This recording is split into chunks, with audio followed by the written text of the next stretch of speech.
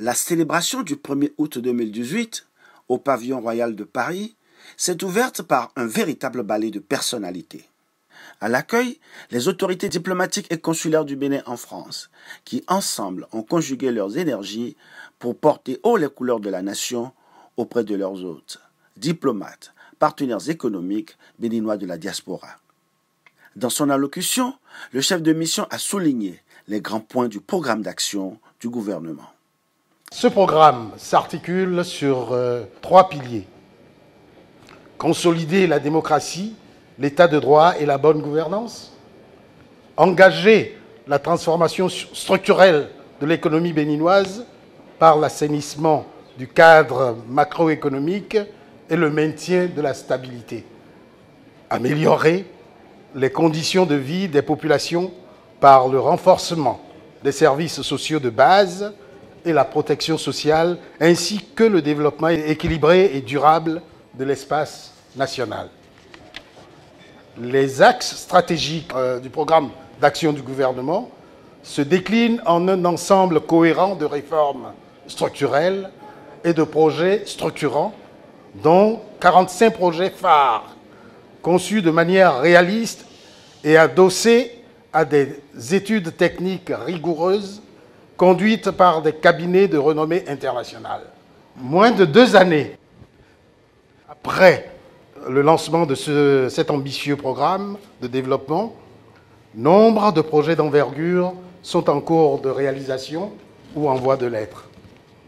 Grâce aux efforts accrus de mobilisation de ressources au titre du programme d'investissement public, mais aussi et surtout avec le soutien ferme et déterminé des investisseurs internationaux et des partenaires techniques et financiers, PTF, séduits par l'audace de l'approche pragmatique et méthodique du président Patrice Talon et de son gouvernement.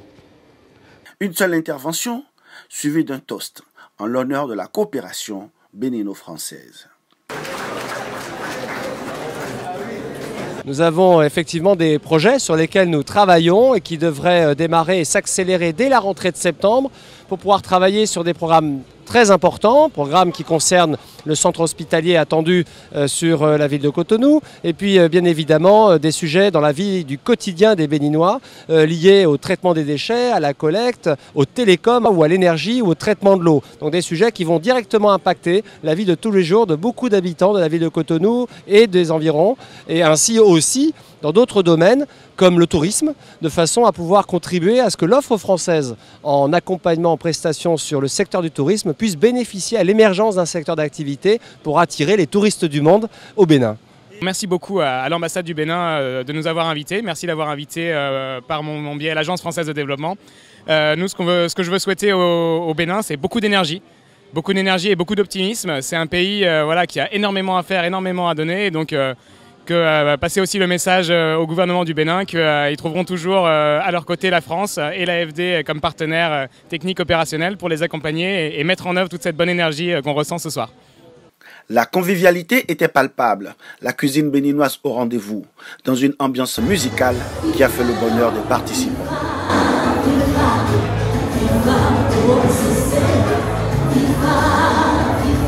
Ce qu'on a vu aujourd'hui, c'est magnifique, ça bouge dans tous les sens. Quand l'ambassadeur a présenté tous les projets qui sont mis en place en ce moment par le gouvernement, le centre scientifique à Sémé, le projet du village lacustre de Ganvier, mais ça fait des années que moi j'ai toujours vu ça dans un état tellement délabré.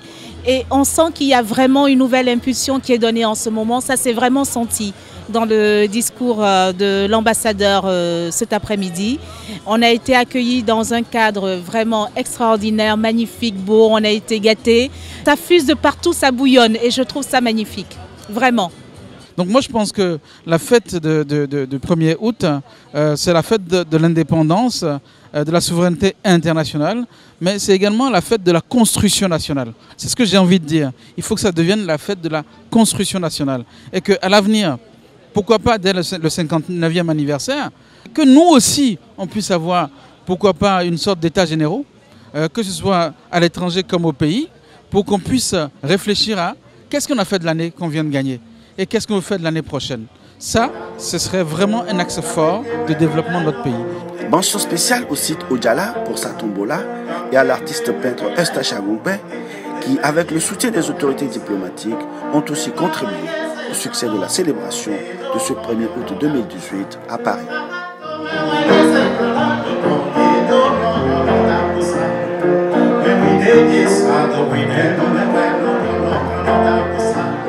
Every day, yes, I'm the winner.